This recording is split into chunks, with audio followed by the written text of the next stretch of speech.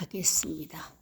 11장 개요 1절로 4절 페르시아와 그리스도 5절로 20절 남방왕과 북방왕의 전쟁 21절로 35절 안티오쿠스 에피파네스와 36절로 45절 종말론적 예언으로 확장. 다니엘서 10장은 11장의 연결고리가 되며 10장의 역할과 11장의 전환으로 봅니다. 다니엘서 10장은 큰 전쟁에 관한 이상의 서론 역할을 하게 되죠. 여기서 다니엘은 21일 금식 후 천사적 존재를 만났으며 이 존재는 페르시아 군주와 영적 전쟁을 치르고 있었습니다. 이 영적 전쟁의 배경은 하나님의 계시가 단순한 미래 예언이 아니라 영적 세계와 물리적 세계가 연결된 전체적인 하나님의 섭리임을 보여줍니다. 이 같은 일은 마치 다니엘 9장에 말씀해 주고 있는 70일의 기간에서 6일에와 나머지 한 일회와의 기간의 간격이 왜 주님의 초림으로부터 재림 때까지의 장차의 기간으로 간주해야 하느냐 하는 해답이 되기도 합니다. 11장의 전환은 구약의 작은 뿌린 안티오쿠스 에피파네스의 정체를 파악하게 되며 그자가 이스라엘에 행한 종교적인 가해와 핍박에 관한 자세를 정보를 얻을 수 있게 됩니다. 그리고 이사야의 상징적 이름이 왜 작은 뿔로 불려지고 있으며 요한계시록 17장 8절의 말씀대로 네가 본 짐승은 전에 있었다가 시방 없으나 장차 무저갱으로부터 올라와 멸망으로 들어갈 자라고 밝혀주고 있는 미지의 인물이 누구인가에 대한 해답을 찾게 되는 것입니다. 다니엘서 11장에 나타난 내용은 적그리스도의 역사적 등장 과정을 보게 됩니다. 다니엘서 11장은 10장으로부터 이어오는데 말하자면 다니엘서 10장, 11장에 서론이 되며 다니엘서의 12장은 메시아 왕국이 성취되는 다니엘서의 결론 11장으로부터 이어서 나가는 것입니다. 그러므로 10장, 11장, 12장, 10장부터 시작된 계시의 연속이 되죠. 이 큰 전쟁이 구약시대의 남북전쟁으로 시작하여 인류의 종말에 벌어질 남북전쟁에서 그 내용이 전개되고 있습니다. 다니엘서 11장을 통해 얻을 수 있는 종말론적 시각을 볼 때 우리는 다니엘서 11장에서 보다 넓은 계시의 시야에서 구약의 작은 뿌린 안티오쿠스 에피파네스의 정체를 파악하게 됩니다. 그자가 이스라엘에 행한 종교적인 가해와 핍박에 관한 자세한 정보를 얻을 수 있게 되는 것이죠.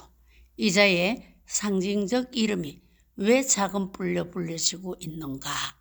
요한계시록 17장 8절의 말씀대로 내가 본 바 짐승은 전에 있었다가 시방 없으나 장차 무저갱으로부터 올라와 멸망으로 들어갈 자라고 밝혀주고 있는 미지의 인물이 누구인가에 대한 해답을 찾게 되는 것입니다. 다니엘 11장 배경. 다니엘서 11장에 나오는 계시는 다니엘이 바사왕 고레스 3년 받은 이상인 것입니다. 연대로는 BC 534년경이며 바사왕 고레스가 유대인들에게 예루살렘 성전 재건을 위한 조서를 내린 지 2년경이 지난 시기였죠. 이때 다니엘의 연세는 90이 가까운 고령이었고 아직 바사에서 그가 해야 할 일이 많이 있었기 때문에 예루살렘으로 돌아가는 무리 가운데 낄 수가 없었습니다. 다니엘은 이스라엘 포로 기간이 예레미야의 예언으로 70년임을 알게 되었고 이를 위해 베옷을 입고 금식 기도했던 것입니다.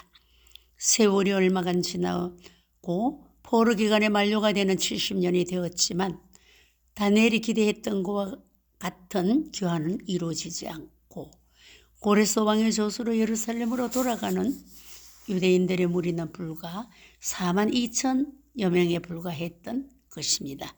에스라 2장 64절을 봅니다. 다니엘서의 의의는 요한계시록과 연결고리를 보는데 다니엘은 11장에서 다니엘서 7장과 8장과 연결고리가 되며 7장과 8장은 작은 불인 적그리스도를 얽매해주는 역사적인 인물들로 7장에 작은 불은 인류의 종말에 등장할 적그리스도로 활동을 하게 되는 것입니다. 7장과 8장 작은 불 11장에 풀려지는데 8장의 작은 불은 구약의 예루살렘에 나타날 적그리스도 안티오쿠스 에피파네스를 가리키며 이들이 작은 불의 이름으로 다니엘서에 등장하는 두 작은 불들이 역사적으로 연결관계를 가지고 있기 때문에 다니엘 8장과 7장은 작은 불의 문제는 11장에서 해석이 되어지는 것입니다. 바사와 헬라 등장과 세태를 봅니다. 본문 11장 1절로 4절. 내가 또 메대 사람 다리오 원년에 일어나 고를 돋고 강하게 한 일이 있었느니라. 이제 내가 참된 것을 네게 보이리라. 보라, 바사에서 또 새 왕이 일어날 것이요 그 후에 넷째는 그들보다 심히 부유할 것이며 그가 그 부유함으로 강하여진 후에는 모든 사람을 격동시켜 헬라국을 칠 것이며 장차 한 능력 있는 왕이 일어나 그 큰 권세로 다스리며 임의로 행하리라. 그러나 그가 강성할 때의 나라가 갈라져 천하 사방에 나누일 것이나 그 자손에게로 돌아가지 아니할 것이요 또 자기가 주장하던 그 권세도 되지 아니하리니 이는 그 나라가 뽑혀서 이 외의 사람들에게 돌아갈 것임이니라. 바사에서 일어날 내 왕이란 바사는 하나님의 섭리에 의하여 무대에 등장하기는 했지만 그의 권세는 그리 오래 가지 않을 것이라고 말씀합니다. 바사에서 네 번째 왕까지 일어나는 바사로부터 헬라 시대로 옮겨질 것을 보여주죠. 바사에서 일어날 새 왕이란 고레스 이후에 BC 529년에서 485년 사이에 바사 제국을 다스려온 왕들로 캄비세스, 스멜디스, 히스타페스, 다리오 왕 등을 가리키게 되죠. 네 번째 등장하는 왕에 대하여는 특별한 설명이 붙어 있죠. 그 후 넷째는 그들보다 심히 부유할 것이며 그가 그 부유함으로 강해진 후에는 모든 사람을 격동시켜 헬라국을 칠 것이라고 했습니다. 이 왕은 다리오 다음의 바사 제국의 네 번째 통치자로 에스더에서 아하수에르의 왕으로 언급된 쿠세르쿠스 왕 BC 486년에서 465년이며 두 번째 장차 일어날 능력 있는 왕은 3절에 나오는 장차 능력 있는 왕은 신화적인 인물로 불리는 그 헬라는 알렉산더 대왕을 의미합니다.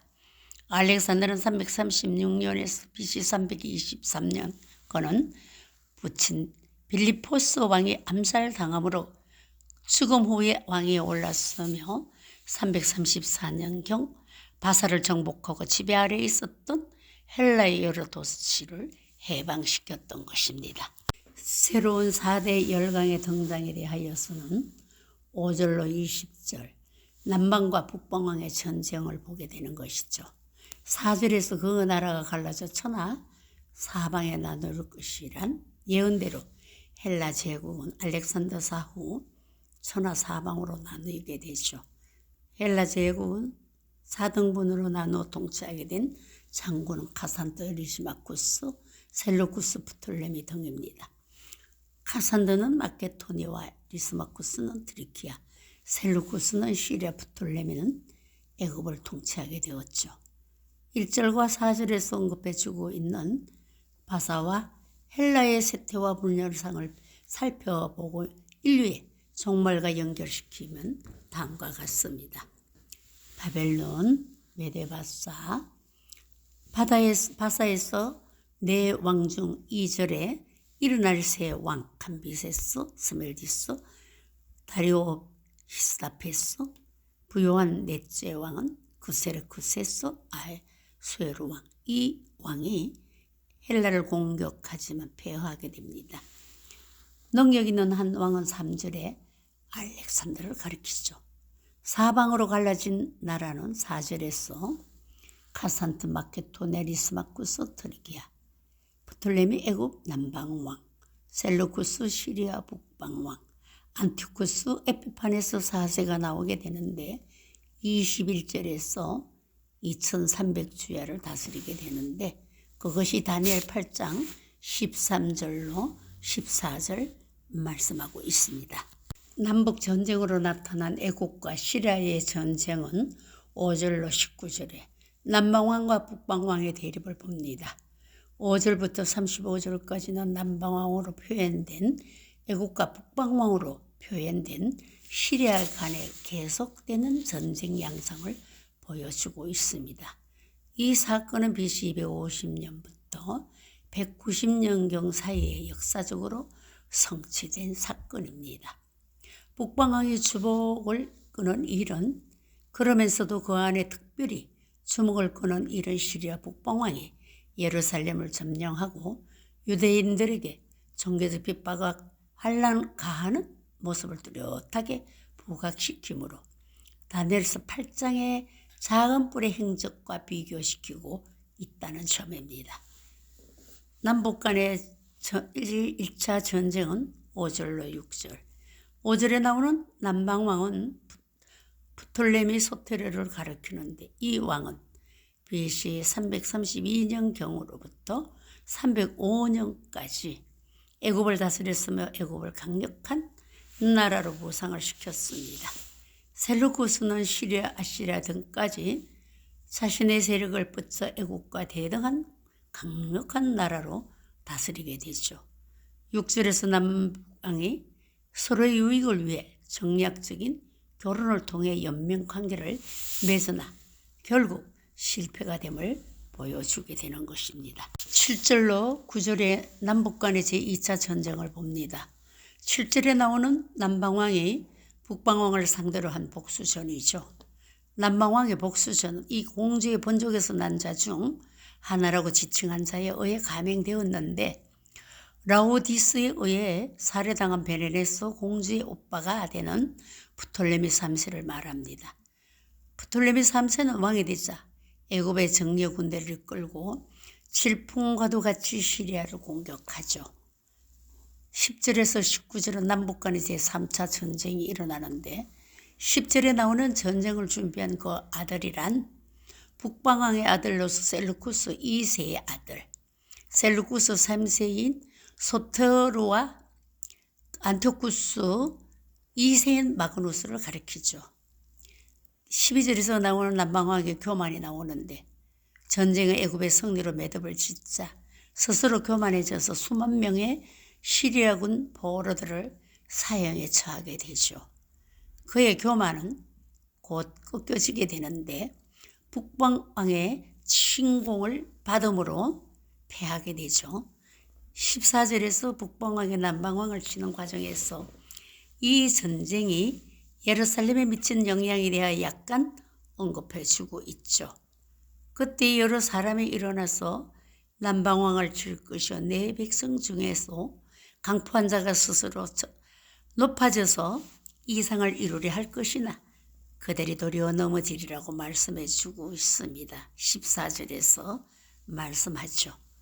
이 당시 애굽은 프톨레미 4세가 죽고 4살 먹은 프톨레미 5세인 에피파네스가 왕위에 오르게 되므로 궁 내외적으로 흔들림이 많았고 안티오쿠스 4세 애굽의 침략까지 당하게 되는 것이죠. 이 전쟁이 일어날 당시 이스라엘은 애굽의 속국처럼 예속되어 있었던 처지였으므로 이 기회를 이용하여 애굽의 세력을 축출하여 주권을 찾으려는 계획을 세우는 무리가 있었는데 이들이 친 셀루쿠스파 유대인들인 것입니다. 17절 그가 결심하고 전국의 힘을 다하여 이르렀다가 그와 하친할 것이라는 말씀이 있습니다. 그란 북방왕 안티오쿠스 3세를 가리키는데 그에게 달갑지 않은 소문이 들려왔죠. 그것은 애굽이 로마와 협정을 맺었다는 것입니다. 그 당시 로마는 그 세력이 전 유럽 팔레스틴 지역까지 확장해 나가는 강력한 나라로 부상하고 있었던 것이기 때문입니다. 18절로 19절에서 안티쿠스 3세 로마 공가의 전쟁과 그 전쟁에서 패배함으로 본국으로 돌아와 운명의 최후를 당하는 모습을 보여주는 것입니다.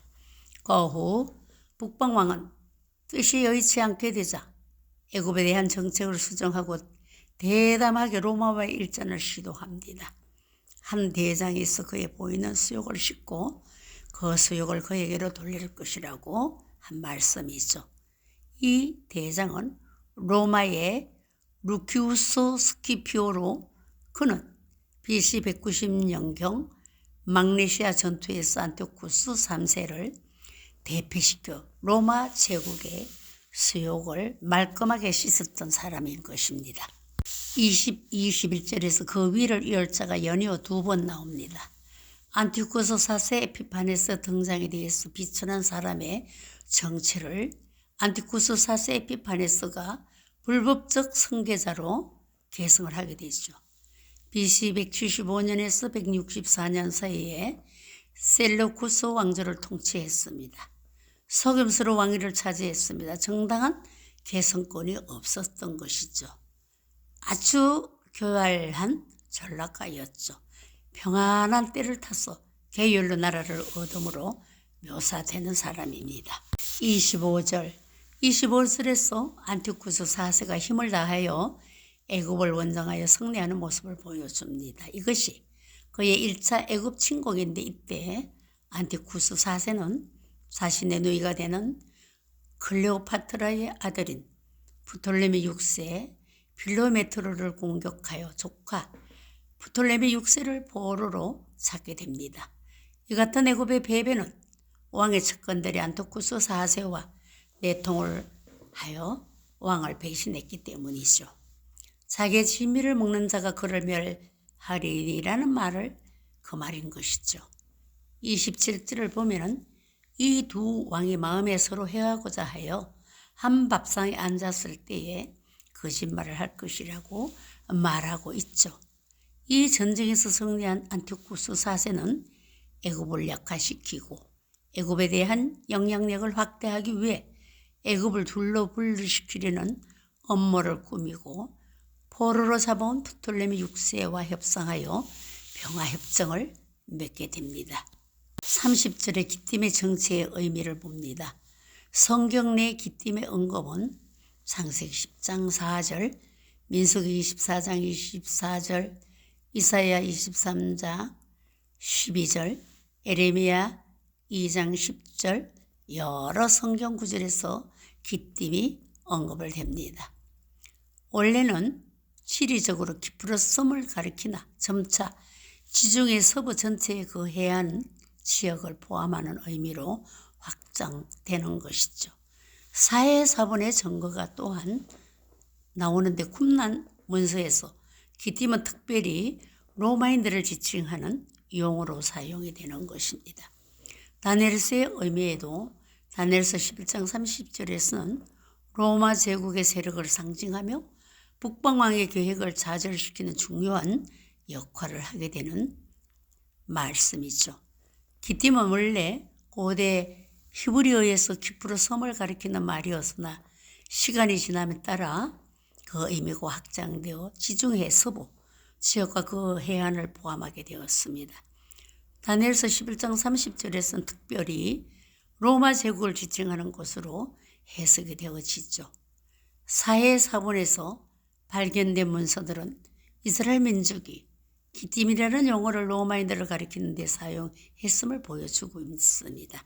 이는 다니엘서 예언이 실제 역사적 사건과 연결되는 중요한 증거가 되는 것입니다.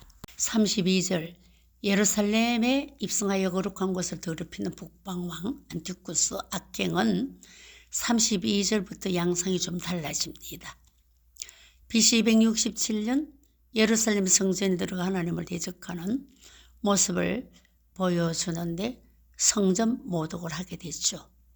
그의 예루살렘 입성은 다니엘 8장에서 계시된 대로 2300주의 시발점이 되죠. 제사를 폐지하게 되고 성소 곧 견고한 곳이란 지성소를 의미하는데, 성소를 출입하면서 하나님을 모독 행위를 하면서 우상을 설치하게 되죠. 안티쿠스 4세는 본국으로 돌아오는 길에 이미 시리아 영향권에 있는 예루살렘 성에 들어가 유대인들에게 멸망케 하는 미운 물건을 성전에 두고 제사와 예물 등을 드리지 못하도록 폐하게 되면서 유대인들을 박해하게 되는 것이죠. 36절 새로운 문제의 제기가 되는데 계속된 이야기가 왜 종말과 관련이 있을까? 등장 주인공은 안티쿠스 에피파네스인데 그러나 이곳의 내용은 안티쿠스에게 해당 사항이 아닌 것입니다. 인류 종말의 적그리스도에 의해 감행될 종말적 사건들이죠. 36절부터 이 이상은 그대로 12장까지 계속되어 나가는데 이 이상은 안티쿠스 4세에 의해 성취될 사건도 아님과 그 당시 사건도 아니죠. 이 문제는 다니엘서와 요한계시록과의 연결시켜 주지 않으면 해답을 얻을 수가 없습니다. 다니엘서 7장과 8장을 자세히 살피고 요한계시록 17장 연구할 때 그 가운데서 순리적으로 해답을 찾게 되는 것입니다. 36절 적그리스도 활동하는 작은 뿐 계시록 9장 2절로 3절 적그리스도의 모형 등장을 시킵니다. 역사적 배경 인물로 보게 되는데 36절 등장하는 이 왕은 시리아 왕으로서 안티쿠스 에피파네스가 아닌 것이죠. 그는 무정행으로부터 올라와 멸망으로 들어갈 자인 적그리스도인데 안티쿠스는 다만 그의 역사적 배경 인물일 뿐입니다.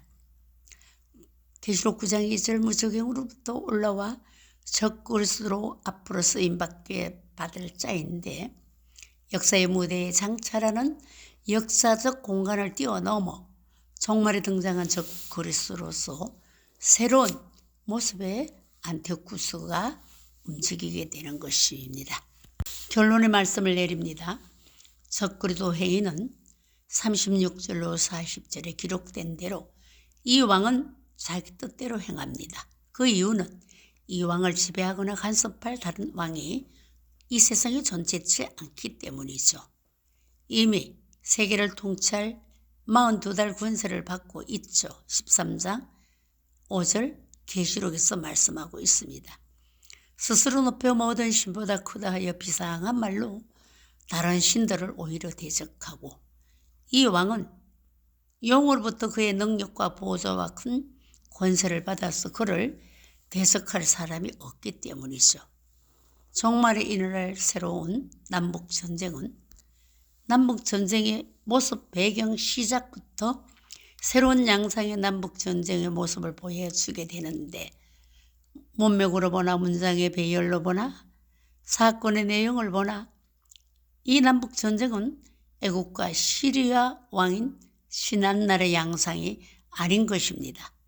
이 전쟁의 마지막 때란 다니엘 12장 1절에서 언급해주고 있는 종말의 시기를 의미하는데 이 전쟁은 중동 거점으로 일어나는 종말적인 전쟁으로서 계시록 9장 13절로 18절에 유브라데 전쟁으로 보아야 될 것입니다. 40절의 남북전쟁의 시작은 이 전쟁은 남방왕인 아라곤에서 거를 찌르는 것으로 일어나는데 거란 표현된 대상은 이미 세계적 지배적 위치에서 세계 인류로부터 신적인 경배를 받는 존재가 되는 것입니다. 다니엘 9장 한 일회의 성사로서 유대인들로부터 메시아적인 환영을 받고 예루살렘에 입성하게 된 적그리스도인데 다니엘 7장에서 내 바람이 불게 된 이야기가 내용인 것입니다. 종말에 일어날 전대미문의 전쟁은 나팔로는 6째 나팔이며 둘째 화로 발발 시기가 되는 것이죠. 발발 시기는 7년 중 전 3년 반을 넘기고 후 3년 반에 들어서자 곧 일어나는 전쟁이라는 점이죠. 동북에서부터 이런 소문이 나게 되죠. 적그리스도의 종말을 고하게 되는데 44절로 45절입니다. 44절과 45절은 적그리스도의 종말을 묘사하고 있습니다. 적그리스도를 분멸케 할 일에 대한 예언이 44절에 나오기 때문이고 그러나 동북에서의 소문이 이르러 그를 번명케 한다는 소문이죠. 동북에서 소문이란 그럼 무엇일까요? 시기에 대한 견해를 봅니다. 동북에 대한 소문의 해석을 위해서는 우선 해야 할 과제가 있습니다.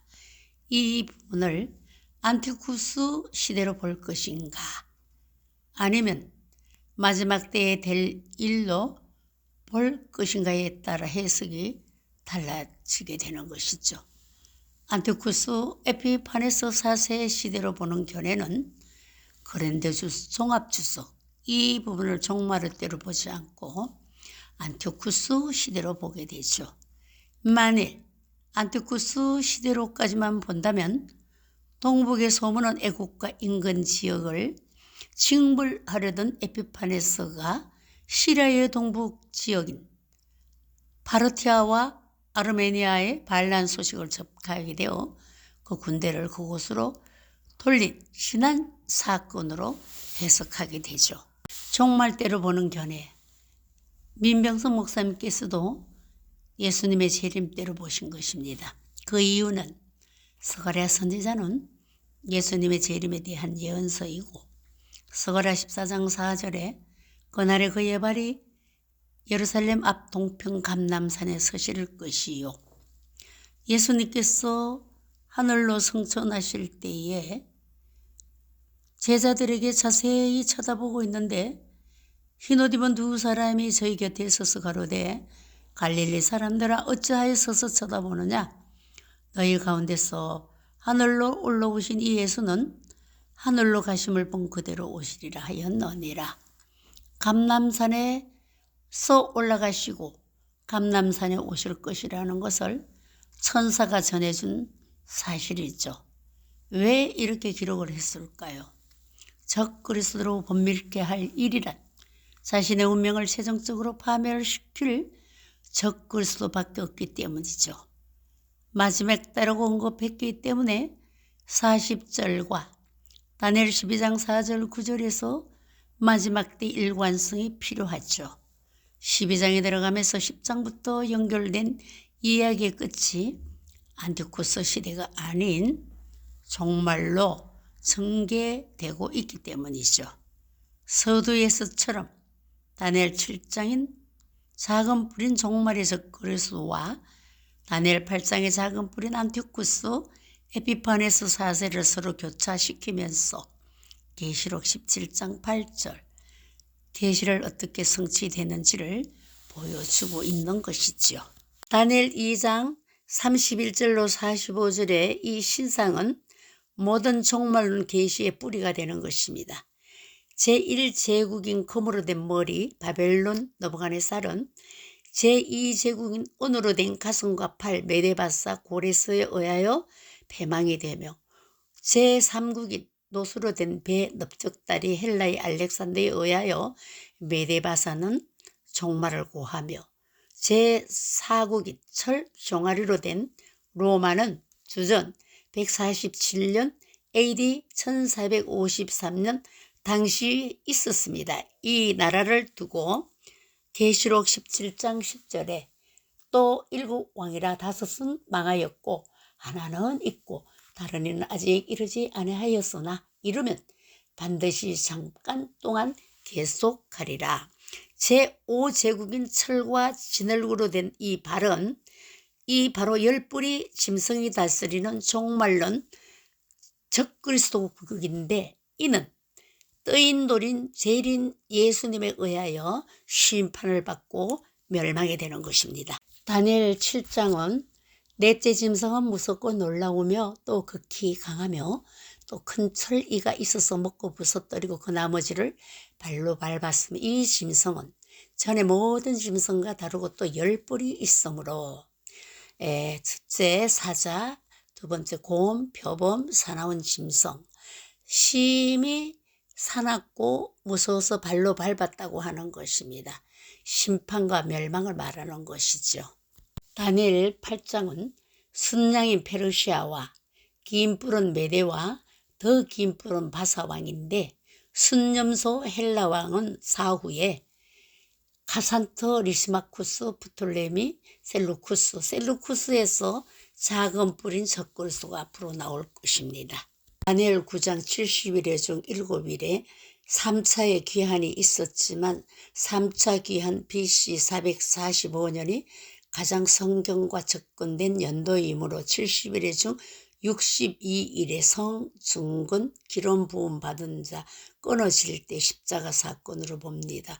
장차의 기간은 다니엘 9장 27절에 한 왕이 등장하여 한 일의 언약을 세우고 후 3년 반에 한 언약을 파괴함으로 유대인들의 구원 시기가 시작되는 것이 로마서 11장 25절로 27절인 것입니다. 감사합니다. 다음은 다니엘 12장을 말씀드리겠습니다.